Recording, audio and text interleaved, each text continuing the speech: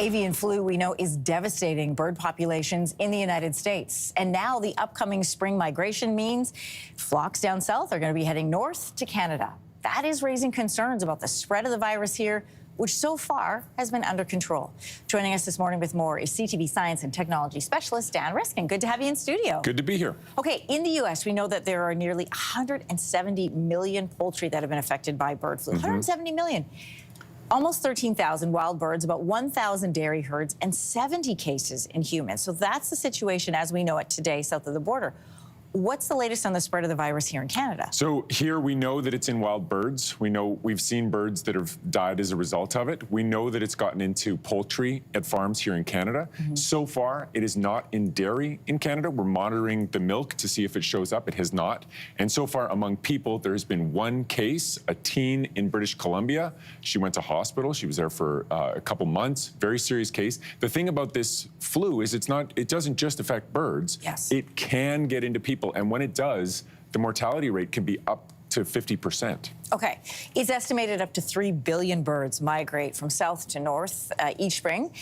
They also come from Mexico and from South and Central America. So how do we prepare for that here in Canada? Yeah, I mean, first of all, we like it when the birds come here. Sure. I mean, that's the thing, is that this is nature, right? And so this virus is part of nature. And these viruses cycle in nature, but the problem is they can jump to other species, right? And so what we're worried most about is it jumping to people. And instead of, focusing on human health, the big move in disease ecology has been to focus on the entire environment. When diseases jump from animals to people, it happens more often because of degraded nature. And so the focus is sort of a One Health strategy, where you think about the environment, you think about keeping those birds healthy, you think about farm animals and how to keep them healthy, and you think about people and how to keep them safe. Yeah, biosecurity on farms, but then what about when it's in wild populations? Dairy and poultry farmers, they know what to do to lock down and have biosecurity, but what about when it's in wild animals? Yes, but they've been doing that in the States and it hasn't been sufficient, right? It's still, we've got these numbers, we've got 70 people who have come down with it in the United States. Okay. And so just focusing on farms clearly is good, but might not be enough to stop us. And so the thing is that if there's going to be a jump to humans, and if we're going to have another pandemic, knock on wood, please, I hope not. It's the kind of situation where you're being asked to run a marathon all of a sudden. And when you find out you're running a marathon tomorrow, you don't start lifting weights that day and start scrambling. What you need to be doing is training all the time. And so really our preparedness to deal with the potential jump to humans has everything to do with the health of our infrastructure.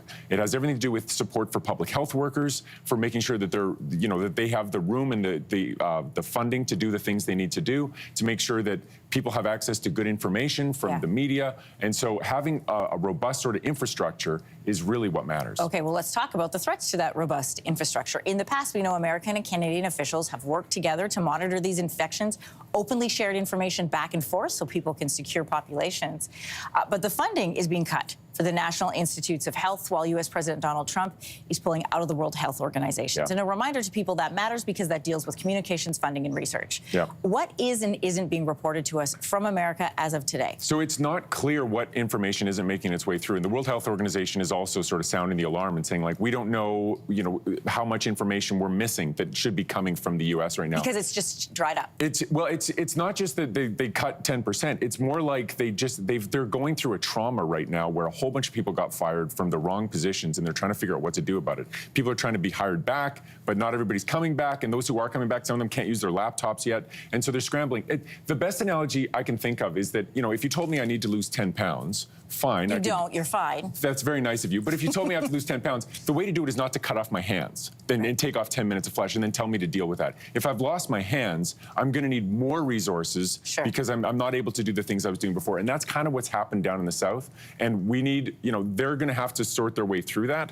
But right now, it's very unsettling that we can't rely on the U.S. It's just not showing up to the table the way it could, because they've got this trauma that they're dealing with themselves. In your first answer, you mentioned human cases of avian flu and how that can lead to fatalities. I think what's not clear for people, though, is while it can't jump from species to humans are getting sick. How does that work, and how do we protect? So we don't exactly know what's happening. There are cases of dairy veterinary workers testing positive as though they've been exposed when they're working on cattle that have no history of the disease. So it seems like something's happening there. There are cases of people who work on farms going home and their cats get sick, even though the people didn't get sick. The indoor cats that seem to have gotten it from the people that were on the farm. So it seems like transmission is happening behind the scenes, and we just don't quite know what's happening.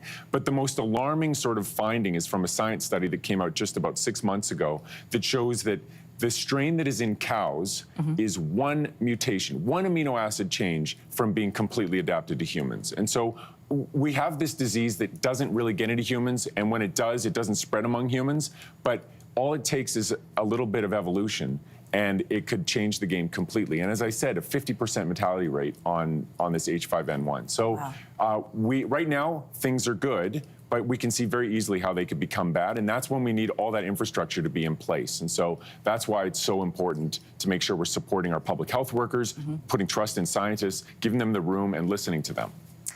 CTV Science and Technology Specialist Dan Riskin, always great to have you here. Thanks so much for coming in. Thank you.